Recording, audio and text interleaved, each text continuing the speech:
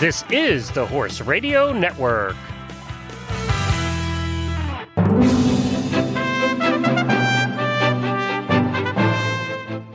This is episode 381 of the Dressage Radio Show on the Horse Radio Network. This episode is brought to you by Total Saddle Fit, Kentucky Performance Products, and Ecovet. Hi, everyone. Reese and Philip are off this week. They'll be back again next week. I know you all are podcast and Horse Radio Network fans, or you wouldn't be listening to the show. So I have something fun for you today. There's a documentary being made by a couple of production companies about podcasting called The Messengers, and the Horse Radio Network is being prominently featured in it. Yes, they are doing a podcast about the making of a movie about podcasting. You know, I thought you might enjoy the first two episodes of this podcast. They are each about 30 minutes, and Horse Radio Network is featured in episode 2. I just think it's so cool that horses are being featured in a mainstream documentary.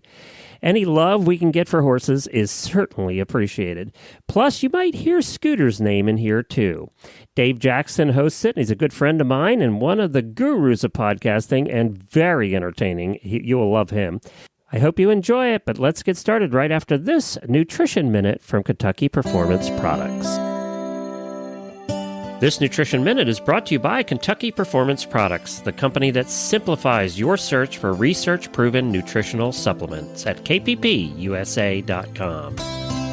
The horse that matters to you matters to Kentucky Performance Products. Managing horses can be challenging. Each horse's personality affects the way he behaves and reacts to the world around him. Horses with certain dispositions can be at higher risk for developing health problems than others. High-strung or excitable horses are easily stressed, but so is the timid, quiet warrior. Stressed horses are more likely to develop digestive upsets that lead to colic, diarrhea, and ulcers. Nalox Advanced was specifically developed to support a digestive tract that is under stress. It sustains proper pH levels, reducing the incidence of ulcers and hindgut imbalances, while simultaneously supporting the healing of damaged tissues.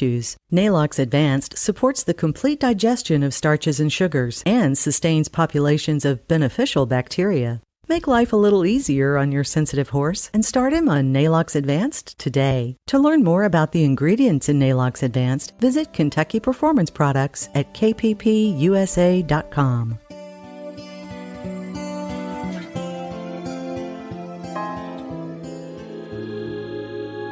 I've been staring at this microphone, trying to figure out, where do I begin?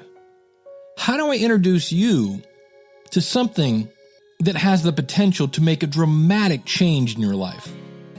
My name is Dave Jackson. I run a website called The School of Podcasting, and I've been podcasting since April 2005. Now, back then, back in the day, I remember Googling the phrase podcasting and seeing a whopping 1, maybe 2 pages show up in the results. And at the time, I'd been publishing an email newsletter for musicians. And I decided to take that same exact information that I was putting into an email format and put it out as a podcast. And at the time, I had just been laid off, and I was living in my brother's basement in a city called Mogadore, Ohio. Now, the reason that's important is because, well, life was not going really great at the moment, and most of you just said, Maga who? Huh? Nobody's ever heard of Mogadore, Ohio, and that's one of the beautiful things of podcasting. You see, a few weeks after I released my first podcast, I had an email come in with an attachment. That attachment was the first audio feedback I would ever receive, and it changed my life. The message said, "Hello, Dave. This is Michael from Nuremberg, Germany." And I remember stopping the audio before it finished because I didn't believe it. I mean, this guy sounded so German. Did he say Nuremberg? Germany? Germany? As in like the other side of the planet, Germany? I almost fell out of my chair, and I'm not exaggerating. Here I am in my brother's basement, hoping no one would flush the toilet while I was recording next to the water heater, and Michael Van Laar was listening to my podcast in Nuremberg, Germany.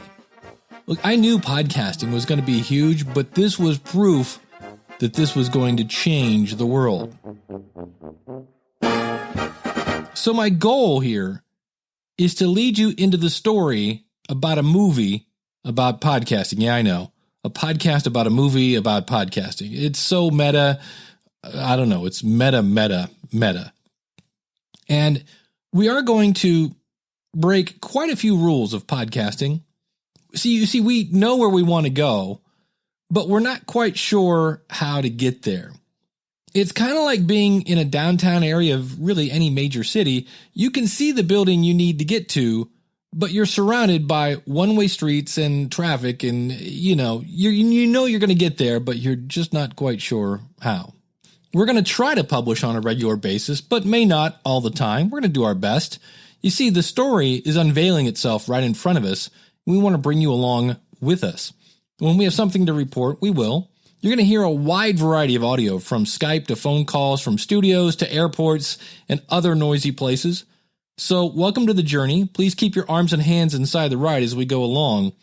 So let's introduce you to the team. Let's start off with the main man, Chris Krimitsos, as he talks about how we're kind of putting this all together. It is really run and gun and figure it out as we go. But luckily for me, because of my media background, I've done like thousands of interviews. They might not be live on a podcast, my interviews. They're on, YouTube, wherever I could put them at the time, years ago, about 10, 11 years ago. So I have a really good experience of matching up the right characters. So we have characters in this movie. So where did Chris come up with the idea for the Messengers documentary? So what most people don't know is I was one of the earliest promoter of podcasting. I did it all local. I did it all here in Tampa Bay. So, and when I say earliest promoters, there's people like yourself, Dave, that have been around forever and before you.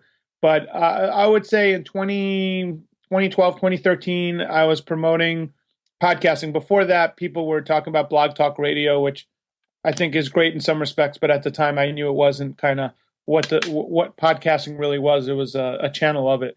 So I started promoting at e-marketing groups. It's our meetup. And a young guy by the name of Steve Cherubino said, "Hey, I'd love to talk about podcasting."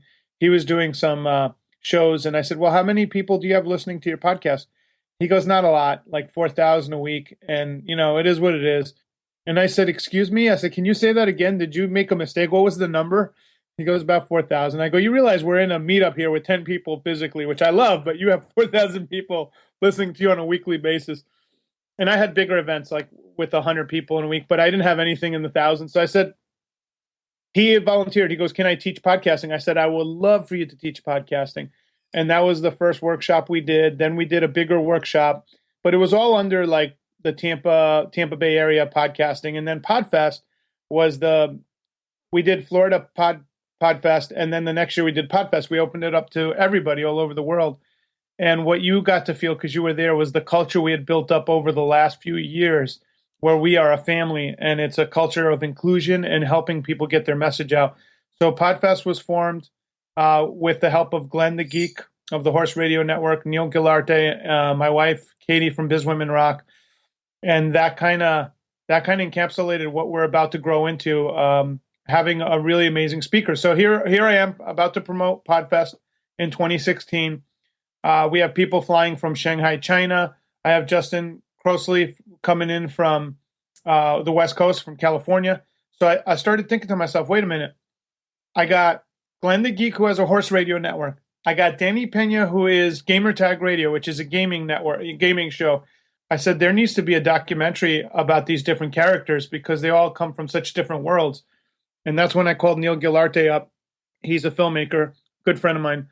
I said, "Neil, I just want to make sure I'm not off my rocker because I know to do this, it'll take a lot of manpower. But I believe that we have a documentary in the making of these individuals that have amazing podcasts and stories to tell to inspire other people." And I pitched him the idea, and he said, I think you're on the right track." So we had 5 days from that idea to Podfest. I said, "Well, we better hurry up and figure out how we're going to do this." And I said, "There's a young guy named Salo that I love his editing, and he's really aggressive." So Neil said, "Let me see if I could call Salo." Salo's like, "Man, I got a gig." He was filming some prisoners or something for some program. And he goes, "I got a film gig. I got to be at the local prison for some project. I'll see what I can do." So Salo moves around his schedule. He says, "I'm in." Neil says he's in. Willie Harper, who has Needles and Scratch, a children's show, he's also our director of photography. He's in. And that's when we start recording the interviews at Podfest. You were part of it. You remember being interviewed. You're our soundbite machine, by the way. There's no one else.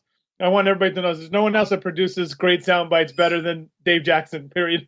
Now, this is not some sort of fun hobby movie that we made with a camcorder that we found in the attic. This is a legitimate documentary. And as you might imagine, legitimate documentaries, well, they're not free. And so you'll hear where person after person after person is making a sacrifice for this project. Yeah, I've tapped out my reserves. Basically, I took all the profits of Podfest and piled it into this movie. So that's long gone now. So we're into a crowdfunding campaign that we're going to launch. We really need about $39,000, but in crowdfunding, you got to ask for the bare minimum. So we're going to be asking for $19,731. If we meet that mark, then we could keep going. With the filmmakers, they're willing to donate quite a bit of their time because they believe in this project. But why? Why do people believe in this project? I asked Director of Photography, Willie Harper. When Chris brought this project to me, I told him right away that I was excited and I definitely wanted to do it. Now, at the very beginning, it seemed just like any other filmmaking project. You know, I was like, okay, I'll make this look beautiful, tell a story. So when I went to his Podfest event, I was floored by what I saw there because I also was presenting something else there too. But to really see what podcasting really was, because I had no clue what that was really. Actually, I got educated basically on what podcasting meant and what it does to the community. So that's really what sold me into delving into this documentary. Now, what I did not expect is the emotional impact. I had no clue at all how much it reached and touched people. I mean, you talk about all different kinds of walks, different cultures, different backgrounds. It is amazing how you can be at home on a microphone, think you're speaking to nobody, and not even realize that you're touching or saving the life of somebody by just the words you speak, just by your simple message. And, you know, from a guy from the outside looking in, that is powerful. So right away when we recorded our very first interview, I believe, which was Lee Silverstein and his impact on his colon cancer and how he just wanted to get that message out and let people know if they're suffering from the same disease that never to give up. That was powerful. And to me, that's what made me want to give extra so I can help get that message out there visually. And once I saw the impact that Lee had on the community, I was like, all right, guys, let's just have a meeting. Let's regroup, because now I really want to give this a very artistic look to it. And we brought in Salo, the editor, and we really just reformatted how we wanted to show each presenter and each person of how they present themselves to the movie. And really, that just started a leg all over itself. So I would love to take credit for how it visually looks, but really, it's the people's story that is painting the beautiful picture that we've seen. I asked Hall of Fame podcaster Danny Pena of Gamertag Radio, why are you getting involved? Because I feel that in the podcasting community right now, they're focusing too much on the success on the money side, which is nothing wrong with that. But there's other stories out there of other podcasters that have an amazing story. I just want people to be inspired. But this is just not a fun walk in the park with a camera. I spoke with Neil Galarte in many different locations, whether it might have been the LA airport getting ready to take off or things of this nature. So Neil's always fun to get on the phone, but listen to what a typical day is like for Neil. I think I slept the whole of 3 hours a night as I transferred the footage over, posting to our Facebook and trying to keep up with these interviews and just really promoting the film as I go. But, bro, this is what I did. This is what I wanted to do my entire life. The funny thing is that this film and podcasting is allowing me to reach some of my personal dreams. I'm from Southern California. It was an honor to come home and just kind of do what I do. And I'm just overwhelmed, man. And it's been an amazing experience. Now we're going home for 1 week, and then we're off to Antigua to record Sean Smith, the mobile pro, as he spreads the word of God over there in Guatemala. And we want to capture that as well. And you'll be hearing more tales from the road, some behind-the-scenes things that have gone on, including a drone gone wild. And I asked Chris about how are things going on the road, and this is how he explained it. I asked the crew when we were done with the South Florida shoot and Ocala, I said, does everybody, because you guys done, this is my first real movie set where I'm going around doing a documentary. I said, do people treat you this well when you go around interviewing them? And Willie said, I was going to tell you that. We've never had this experience before. People are cooking for us. They're having us, like Christy Hauser and the Keys took us out on our boat, and they genuinely want to take care of us. And they call that, they called, this is what they said. They go, that's the Chris Krimitsos effect. I go, how so? They go, you built so many great relationships and helped so many people out that they want to treat us well, and they want to be part of this project. Willie Harper. I keep trying to tell Chris, that's the Chris Krimitsos effect. No matter how much you try and fight it, people are opening their houses and being so warm and taking the time and effort to give us this huge Thanksgiving meal for free. Do you not understand how big that is? And that effect is what led me to being involved with this particular project. I remember it vividly. I was walking around, enjoying the ambiance that is Walmart, and my phone rang, and it was Chris. And he was explained about the documentary, the fact that I'd been interviewed for it, and that they wanted to expand its reach and really expand the publicity of the documentary. They really want to make this as big as we can make it. And would I be involved in the documentary? Well, I had the word yes out before I could, before he was even done. And we all have this passion. We have seen what podcasting can do. We all have a personal interest in podcasting. All the filmmakers, by the way, Neil Gilarte, our director, has a podcast called All Things Post. Willie has a YouTube channel called Needles and Scratch Kids Show. Salo is just a young kid, 26, getting started, and he has his own studio. So they are part of the soul of the subjects that we're interviewing. They are living the same thing that's going on. So it's really a unique thing to have the crew invested fully because they're doing their own projects as well. So that Krimitsos effect, we've all seen it. We all believe in it. I want to be involved in this because of people like Chris and Glenn the Geek and Danny Pena. And Danny Pena, according to Neil, wanted to be involved because I was involved. We've all seen the power of podcasting and the connections that you can make and that intimate feeling that you just get just with your words. It's amazing. And it really boils down to a lot of what Chris is all about. And I guess it's just what I've done as a community builder. I build really amazing communities. If I go to a conference, my number one thing is I want to meet some really great people and make connections and see how I could build that relationship, not get business out of it. That's always a byproduct. I'm not saying there's anything wrong with that. But I'm a community builder, and I've built some really great relationships. That's why Podfest is so special, and that's why we're excited to premiere this project. We're hoping to premiere at next year's Podfest in front of a crowd, having a panel, of the filmmakers and a panel of the people that were interviewed, talking about, the process of making this film.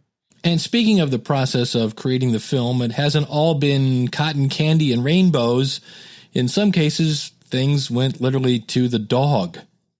Here's a tale from Willie Harper. So in the Florida Keys, we were interviewing a podcaster, Miss Chrissy, and out there, she took us on a boat to show us some of the beautiful waters and some of the beautiful sightseeing out there. And she had her dog out there on the boat too with her. So my background is I've always loved water. When I lived in California, I surfed a little bit in my life. So anytime I get around water, I definitely want to get in. So we're on the boat. We interview her. And then when we're finished, right before she's about to head home, I'm thinking, wouldn't it be a cool picture if I just go ahead and just took a picture right over the boat? So I asked her if I could do that. And she said, yeah, but I don't really think she thought I was going to get over on the other side of the boat. So I did. I hung my body off the boat, barely touched the water. And she was like, are you okay? Well, I'm like, yeah, I'm fine. I'm cool. So I told Neil to go ahead and take a snapshot picture. I was like, yeah, it's going to be funny. Take a snapshot picture. People are going to think I went overboard. So he was fumbling with his phone.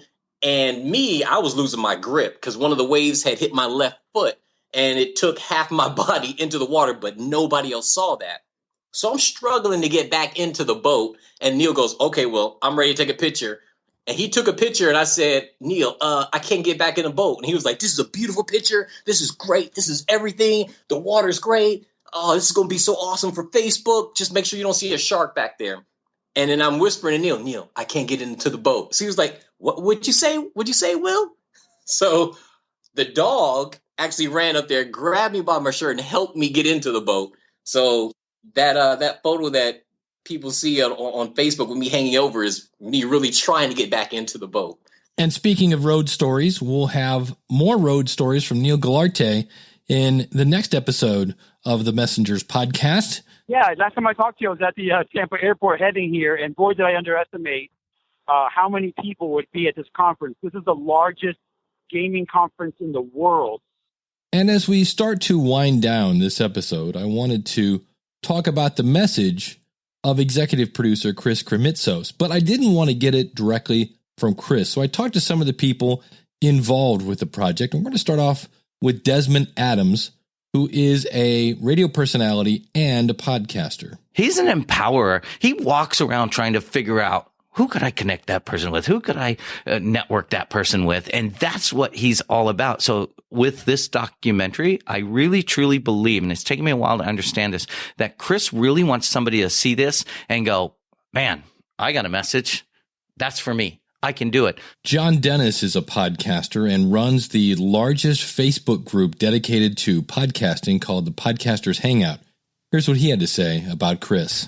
I don't know many people who are so locked in to helping other people, and not just like, oh, hey, here's some help, but truly finding ways that are specific to other people's needs.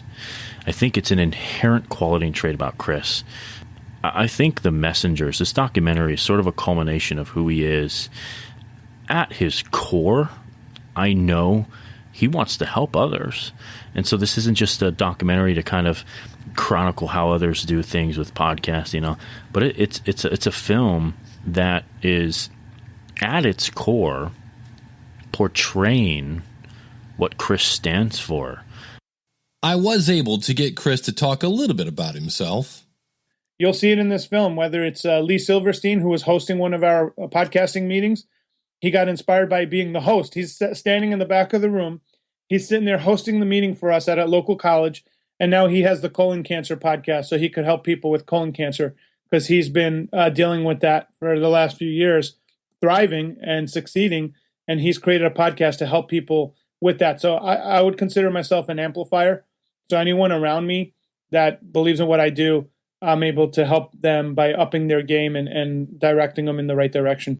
And speaking of sending people in the right direction, right now I would like to direct you to themessengersdoc.com. That is our website. You can, all the things where Willie's talking about pictures of the boat and Neil is talking about pictures that he's taken, it's all at themessengersdoc.com. Go over, get involved, like us on Facebook, sign up for the newsletter, and start telling your friends about this because you can be involved with this movie as well and start spreading the power of podcasting and realize that we all have a message to say. And we want to spotlight this so everyone can get involved and we all make the world a better place. The website again is themessengersdoc.com. Get involved and we'll see you again real soon with another episode. Coming in future episodes of the Messengers podcast, sometimes the crew gets along. The villagers in Guatemala have been told that Neil is coming, and they have been inoculated, just so you know. Sometimes the tensions start to build. Why is that? Why do you feel like you abandoned them? Because I wasn't there. I mean, Neil went out to L.A. to film for Danny Pena, and now here they are doing all this work, and I'm not there. And this is the project that I started. When the invoices start coming in, reality sets in. I don't know the finances. I do know that Chris, like, what he initially thought he was going to have to do, he blew past that, like thousands of dollars, just kind of blew past that. They gave us a Saturday for us to go out to Puerto Rico. We're trying to make the reservations to get the crew out there to Puerto Rico, but the crowdfunding is really going to come into play for us to make these trips happen, because now the expenses of flying everybody and the crew's got to get paid for their time. It's kind of building up. As we continue to awe and inspire. And people, when they see the trailer, I mean, literally, they applaud. I facilitate events, so I always ask, all right, guys, let's give them a round of applause. People applaud on their own after the trailer is done, so it's really cool to see the impact it has. Now, you've heard a lot about the trailer in this particular episode. And what it is I'm actually going to play you the audio from the trailer. And it's a brief trailer. And what it does is it takes a peek at several podcasters, and you'll hear some music in between. Those are mood points in which basically we put words on the screen. So it is kind of a visual thing, but you can still hear some of the stories, some of the people involved. So without further ado, here is the trailer, at least the audio from the trailer from The Messengers documentary. Find us again at themessengersdoc.com if you want to actually watch the trailer. It really is very cool. So thanks so much for listening, and stay with us as we go through the journey. I don't listen to radio. I haven't listened to radio in years. And when the one day I forgot my phone, it was like nails on a chalkboard.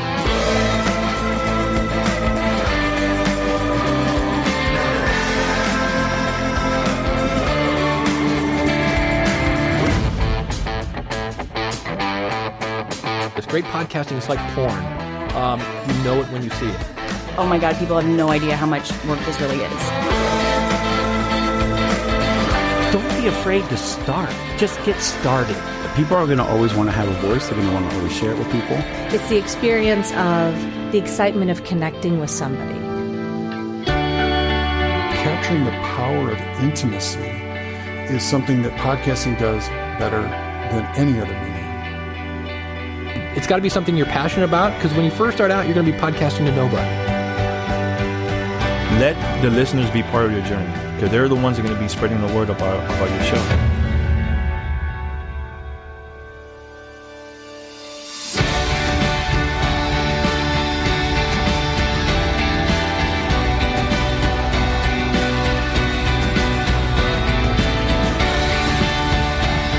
Podcasting has never gone down. It has gone up every single year. So many people that were so encouraging and saying that we need something like this right now. I don't eat or drink or sleep anymore. I just podcast. We're having fun doing it. Best job I've ever had. I think we're just at the beginning. Thanks for listening. I'm your host, Dave Jackson from the School of Podcasting, asking you, what's your message?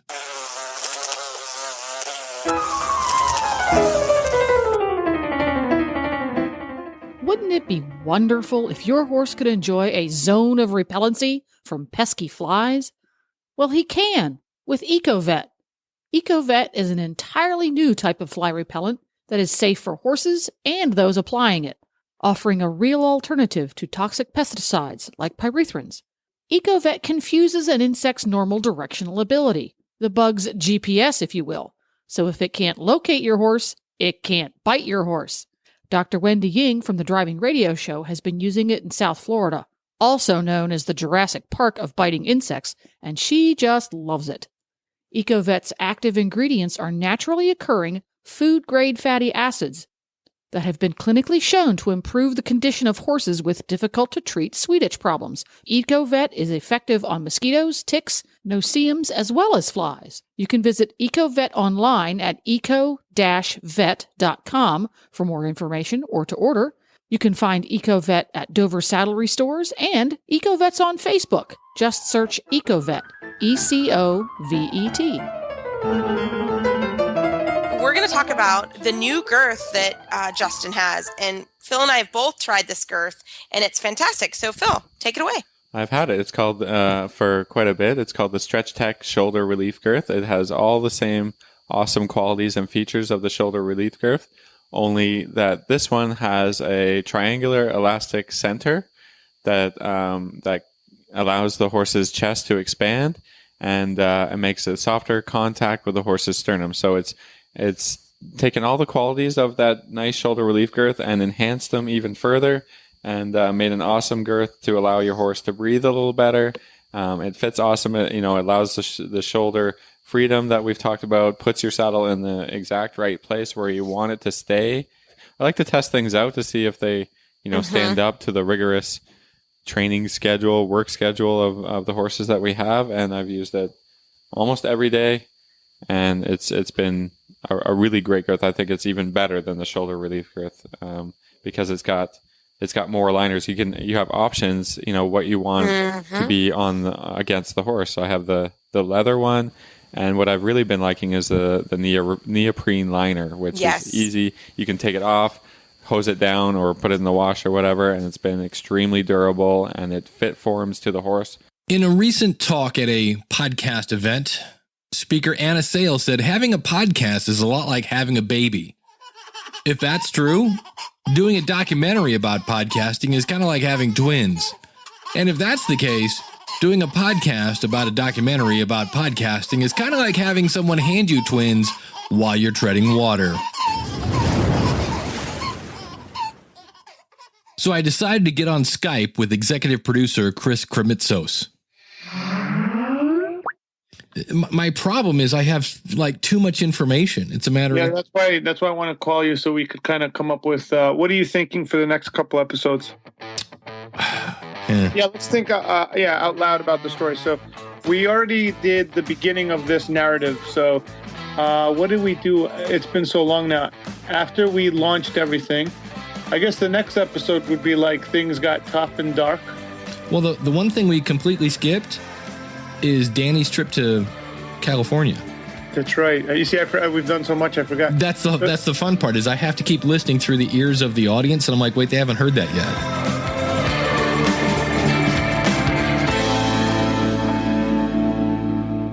Welcome to episode number 2 of the Messengers Podcast, a podcast about a documentary about podcasting. I'm your host, Dave Jackson from the schoolofpodcasting.com. If you haven't listened to episode 1, I highly recommend that you go back and start from episode 1 and then work your way forward. Speaking of stepping back, I wanted to hear how they came up with the title for the documentary, The Messengers. Here's Chris and Neil. So in creating this movie, we got a group of friends of ours together to talk about what should we title it. And everybody came up with a podcast documentary. It wasn't too bad, but I told Chris, I think if we just start making the film, the title will come to us or it'll find us. And that's when we interviewed Lee Silverstein, who is one of our podcasters. He has the Colon Cancer podcast. And while I interviewed him, I said, Lee, besides a podcaster, what would you consider yourself? And he looked at me and he said, a messenger, because when I had cancer, I wish someone had this message for me. And we realized that pretty much most podcasters are messengers. And it was really powerful because throughout the other interviews in Los Angeles and the Keys and in Ocala, everywhere we went, they sort of said the same thing, that they felt like they were a messenger or they had a message to deliver. And that's what we're trying to do with this film, is deliver their message to you. So the crew packed up their gear and headed to Miami to film Hall of Fame podcaster Danny Pena of Gamertag Radio, which is a podcast about video games. When Danny was growing up, his friends said he looked like comedian Gilbert Gottfried, so much that they nicknamed him Gottfried, and that's still his name on the show. Now, it's pretty much impossible to give a quick introduction to Danny Pena, but I'm going to give it a shot. I wanted to start internet radio show, and my first show I recorded on a tape recorder. So I was the first person that basically came up with an internet radio show on mp3.com. I talked to my cousin, and it's like, hey, is it okay for me to have a party at your office? And he was like, yeah, sure, let's do it. Invite your people. So I was like, all right. I invited 50 people, some friends, and a lot from our listeners locally from Miami. And I told them, bring your own console, bring your TVs, bring your controllers. We're going to play and celebrate. So we did that. We had 50 people at the event. And then throughout the years, we had another party.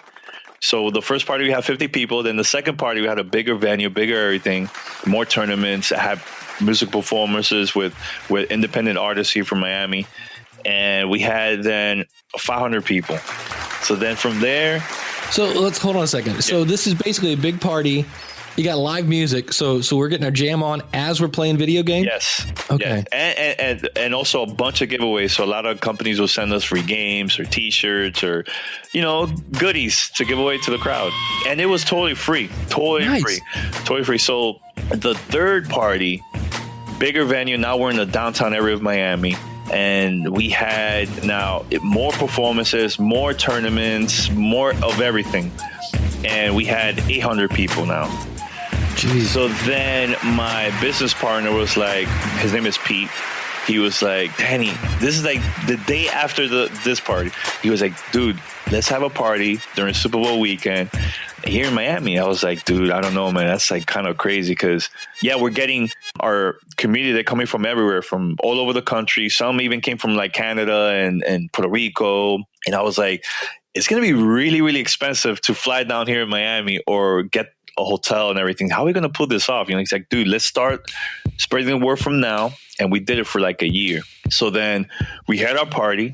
We had so much stuff that companies were sending us to give away that we had to rent a U-Haul truck just for giveaways.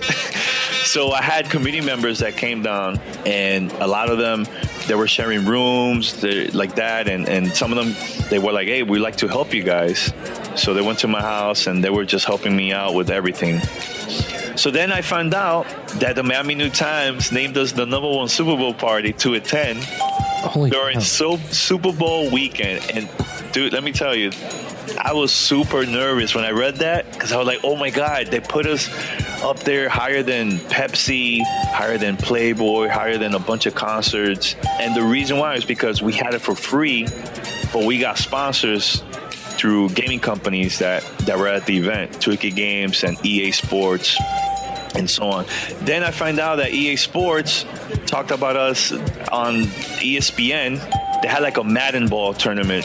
So like a bunch of football players will play Madden and so on. So it's like a huge tournament. They do this every single year during Super Bowl weekend. So they talked about us like, Gamertag Radio, Community Vibes on ESPN, right? So then I found out Sony Picture wanted to record our event. So they also came to the party and they recorded this, and it was all over the world. They had it on Animax and also Sci-Fi in Australia. Jeez. And so we had people lined up 6:30 in the morning. Our party started at 3:30. We had people that came from all over the country, even from Japan and Canada, Puerto Rico.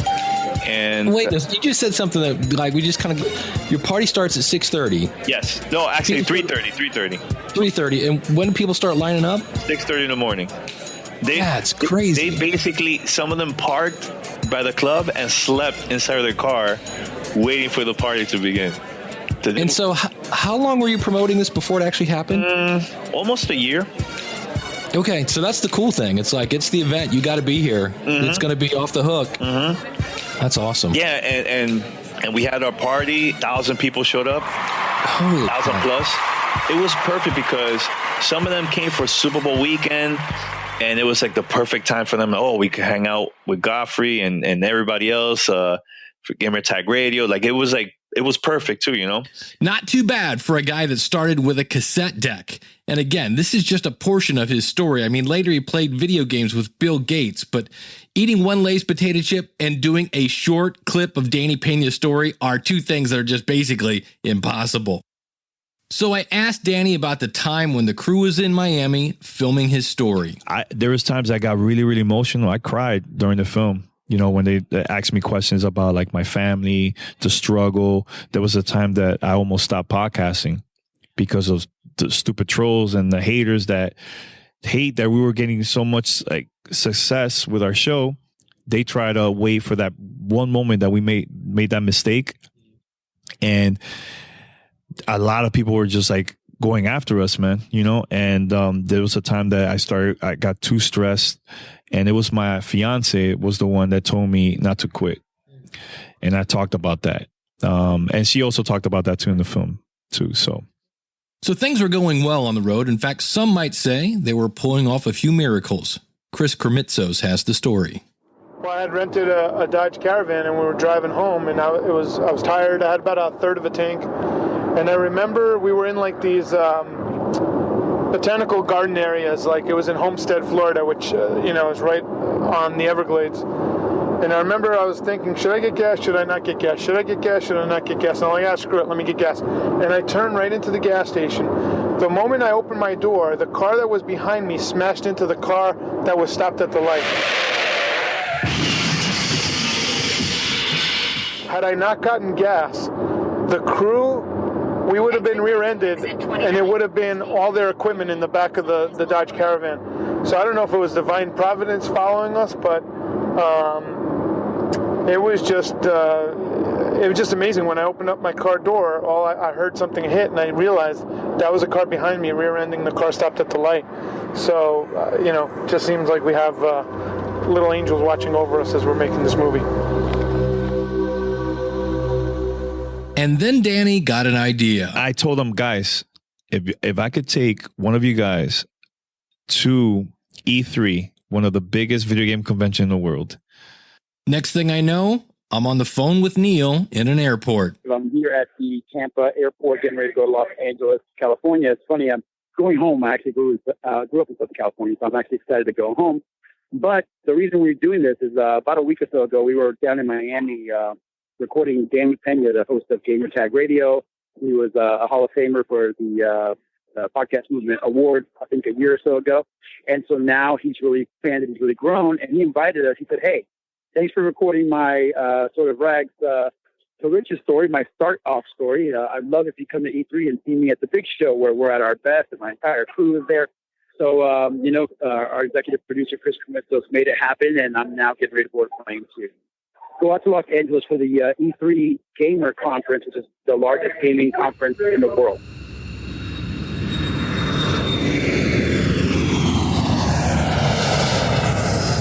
So Neil flew all the way to LA, and he got to see everything. I'm talking about hard work.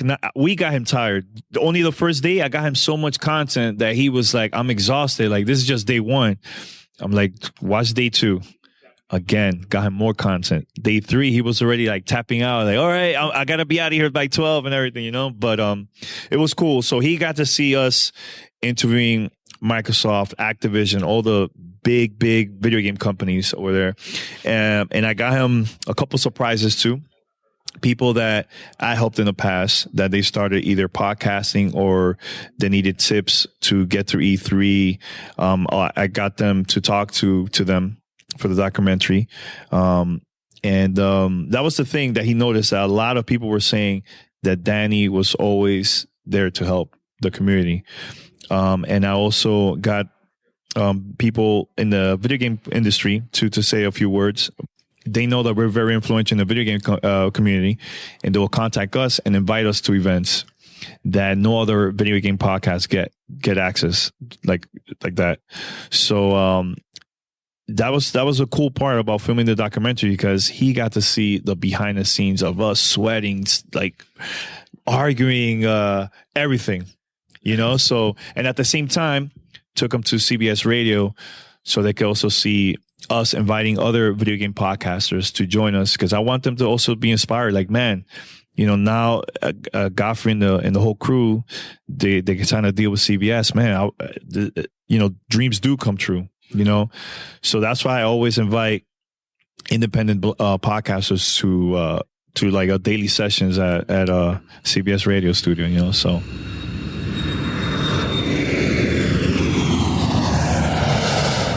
Back in Florida, the crew headed down to film Glenn the Geek Hebert. He's been married to his wife Jen for 28 years as I record this, and when he married Jen, Glenn wasn't really into horses, but his wife sure was, and hence, Glenn became known as America's Horse Husband. Glenn has a whole network of shows about one topic: horses. When I first interviewed Glenn a few years ago, I asked him what he thought the formula to podcasting success was, and he had a 3-word plan. Don't be boring. And he's not. Look, I don't even like horses. In fact, to be honest, they kind of scare me. And yet I tune in to hear Glenn do his live radio show at horseradionetwork.com on a regular basis. And while other podcasters have obsessed over the technology, over the website, over iTunes reviews, Glenn got a good setup and focuses on one thing only: his audience. On a regular basis, we get our listeners on the show. We believe that every horse person has a story to tell. It's our job to get that story out of them.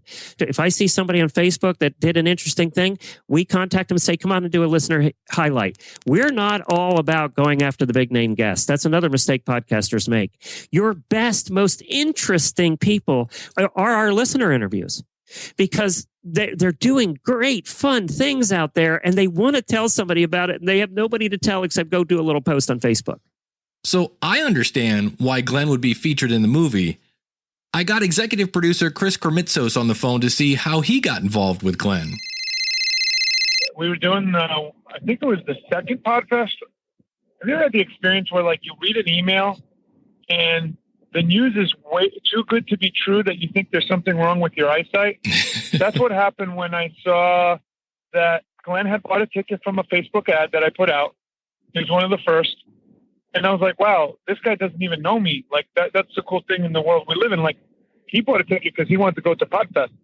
So then he emails me, and he's like, hey, I've done 4,000 shows. I've had over, this many thousands of guests, and I own, 8 or 10 different shows in my network. And I thought I was like seeing things, because up until that time, we had some very successful podcasters, but no one that had his numbers. It was almost like if you combined all of our numbers together from our local podcast group and multiplied it by 10, it still was a fourth of the numbers he was putting up.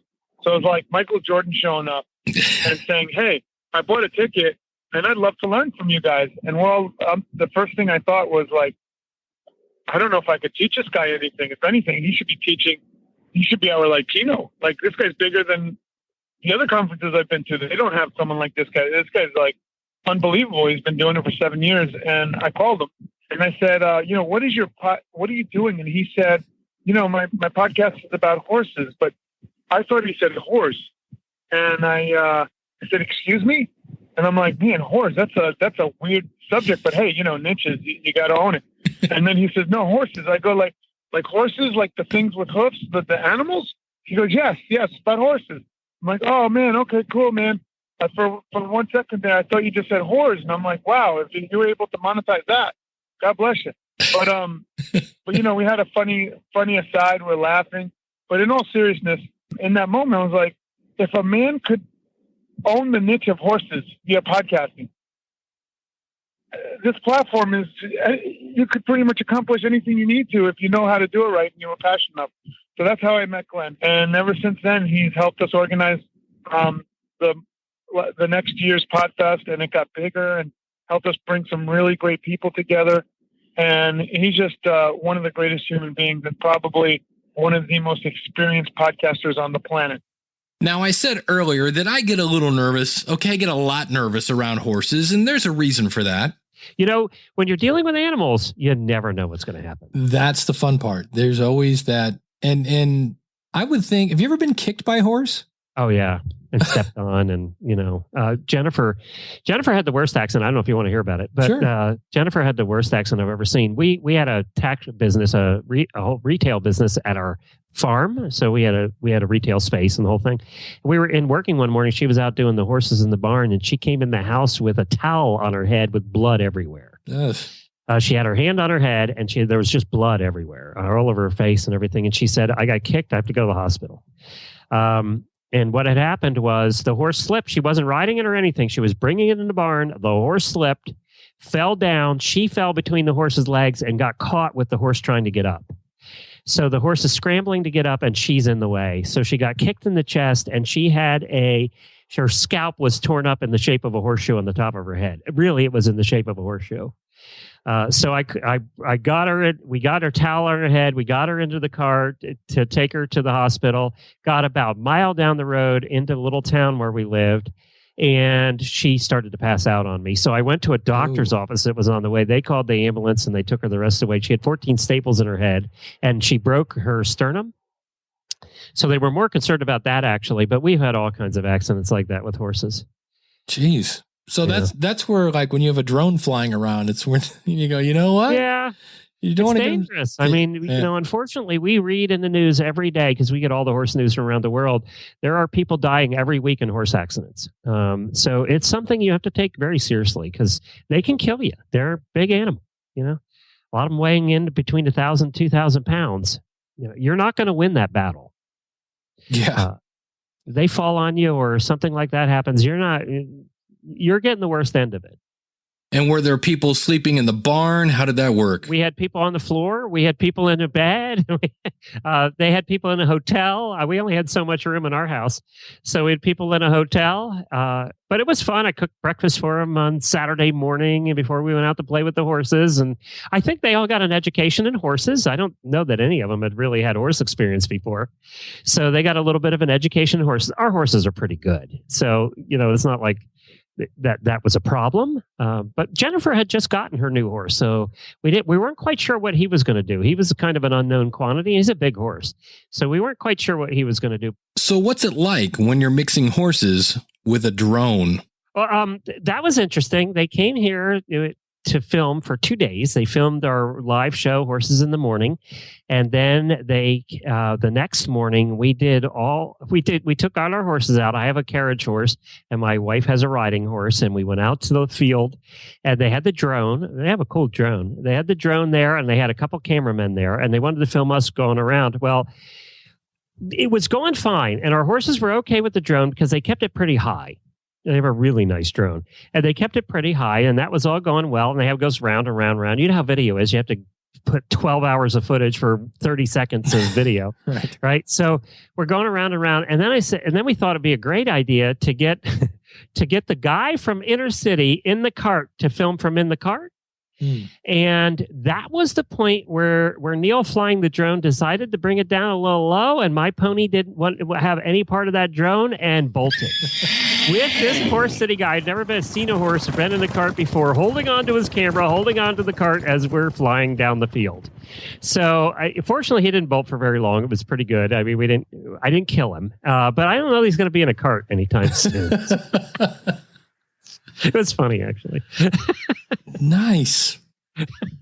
But it was fun. We had a great time doing that. You saw a little bit of that footage of us with our horses in the trailer for the Messengers. You see a little bit of it in there. And then they filmed in the studio here for a long period of time and filmed our morning show, us doing that. They joined us for our morning show, which was a lot of fun. So I think that, boy, the quality of this, I think, is going to be tremendous. I'm really impressed. But the true star of the Horse Radio Network isn't Glenn or Jen or one of their awesome co-hosts. It's a little horse by the name of Scooter, Chris Kermitzos. I think I speak for the whole crew. None of us have really been around horses in our lives. So even though his horse, Scooter, his horse is like a little guy, like he's really cute. And then Jennifer's horse is like a racehorse. It's like huge. What Glenn might not tell you is Glenn had the choice between two horses, because when he started the Horse Radio Network, his wife was like, Glenn, you got to get a horse, now that he's had horses in the past. And she's like, you got to get your own horse. So they said, okay. So they visited a horse that they were going to buy. It was beautiful. It was perfect. And then Jennifer said, well, we have one other horse to see. And Glenn was like, look, this one's great. Let's just take this one. Why do we have to wait for the other one? She goes, well, we promised the other person we'll go take a look. And they took a look at this other horse, and it was emaciated and it was days away from dying. I mean, it was the saddest thing you've ever seen. And Glenn, this speaks volume of who he is and the character that this man has. In that moment, he knew that was going to be his horse, and that horse is Scooter. And he got Scooter. And I think he just thought he was going to give Scooter an honorable death because he was starving. He had eaten the bark off the tree. He was literally ready a day or two away from dying. So Glenn figured, hey, look, I'll give this horse at least a really good ending. And what happened was Scooter under Glenn started thriving, and he started living again. And that horse is extremely special to Glenn. And it speaks of who Glenn is. So he gave that horse a second chance. And it actually helped Glenn and his audience bond because he told the story of Scooter. And Scooter really was a pivotal moment for the Horse Radio Network. So it's a story that I tear up just telling it, because I've seen Scooter and I've seen the pictures. But there's a video that Glenn took of Scooter frolicking in the water after he had, saved this animal from death. And that video is probably the most viral video of a horse frolicking in water in all the world. I mean that. I believe it's like 11 million views and counting. Glenn would have to tell you, but it's been shared so many different times that Scooter is now famous. So it just gave me a lot of pride to actually see Scooter firsthand. And he looks like the name. He looks like a very unassuming little horse named Scooter, and I just think that speaks who Glenn is. And we're following our hearts on this film. And that's why all of us look up to Glenn, and all of us just are really grateful for him having us on his farm to film the Messengers segment there. So as some stories were winding down, other stories were just beginning. Sean Smith. Sean is a Christian artist that does mission work in Guatemala. And if you're like me, you're probably going, Guata what? The first time somebody said, hey, would you like to come to Guatemala? My first question was, where's Guatemala exactly? I said, South America? And they said, close, Central America. I said, right. So Guatemala is just south of Mexico in Central America. Sean is an expert podcaster when it comes to podcasting out in the field. You see, Sean actually podcasts from Guatemala using gear that fits in his backpack. Yeah, so I, like you, started podcasting with a huge room full of equipment. Now, and also like you, Dave, I kind of came to podcasting through the tech side. I was a musician just like you, and so I had a lot of pro audio gear laying around.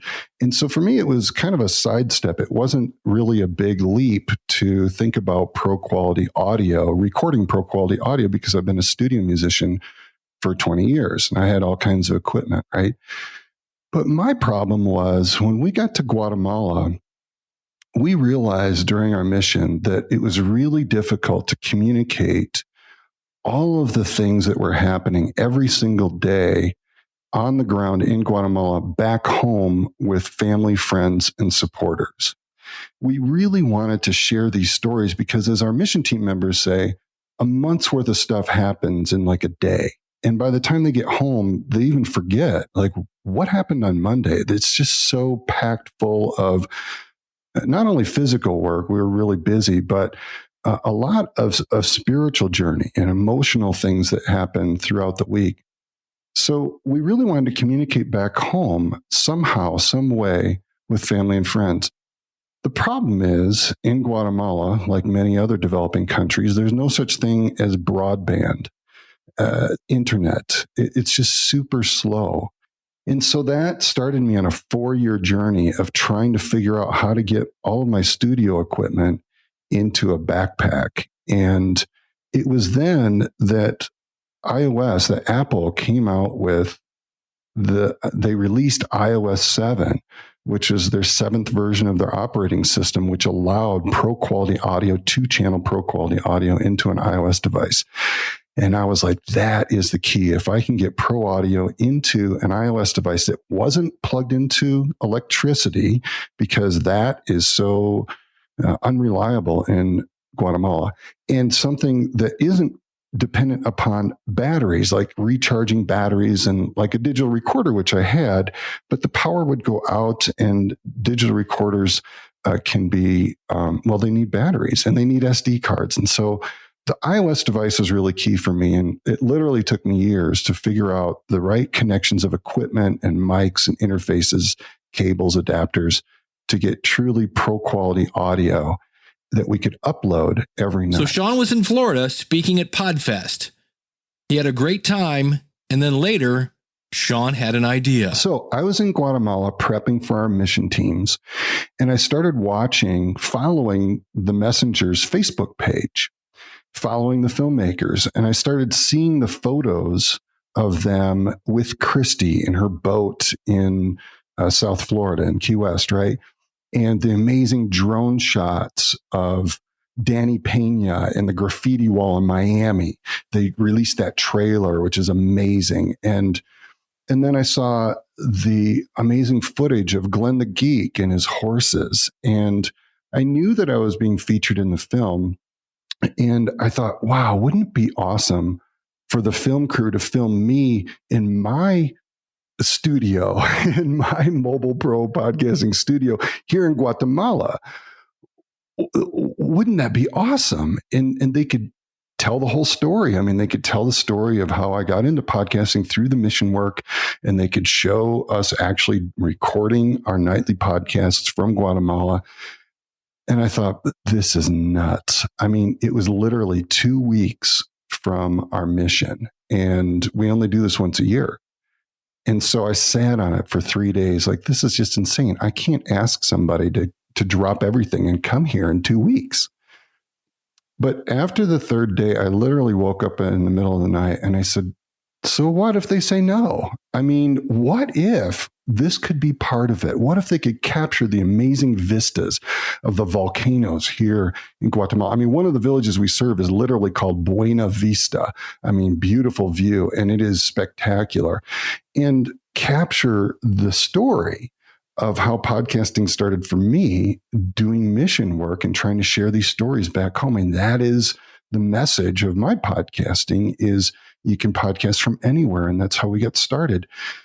And so I thought the worst I can say is no. So my wife and I, over the past several years, have collected a bunch of frequent flyer miles. And we had a conversation and we said, you know what, this would be worth spending almost all of our frequent flyer miles on to try and fly these guys down here and get this. So I sent an email to Chris and to Neil and Salo, and I said, this is a crazy idea, but you guys are crazy enough action takers that you might say yes. What if you could come down to Guatemala 2 weeks from today and film not only our mission work, but film me podcasting from Guatemala, my home office in Guatemala. And so, I mean, Chris responded first by saying, is there any other time of the year, maybe September, October? Now, there was a very specific reason why Chris was asking about that. You see, he'd already paid for and booked a family vacation. And I thought, oh my gosh, they're even considering it. That was just shocking. And I said, no, I'm sorry. The next time we'd be doing this would be a year from now. And then he emailed back and said, we're talking. Does the team make it to Guatemala? Well, we're going to answer that in the next episode of the Messengers podcast. Now, if you just can't wait, I've got an easy way for you to cut in line. Go over to the website. It's the Messengers Doc. So the messengersdoc.com. Sign up for the newsletter, and you can see all the behind scenes, all this great trailer that people are talking about, the shots of the horses. You can see it all behind the scenes. You can travel along with the crew, with Neil and Salo and Chris and Willie, and you can see all this stuff we're talking about. Go over to themessengersdoc.com and sign up today.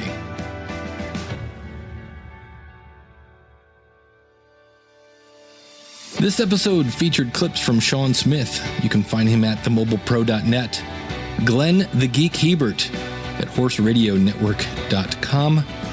Danny Pena at gamertagradio.com. And the baby at the beginning of the show, yeah, we kept it in the family. That is the one and only and completely adorable Sedona Krimitsos. I'm your host, Dave Jackson, from the schoolofpodcasting.com, asking you, what's your message?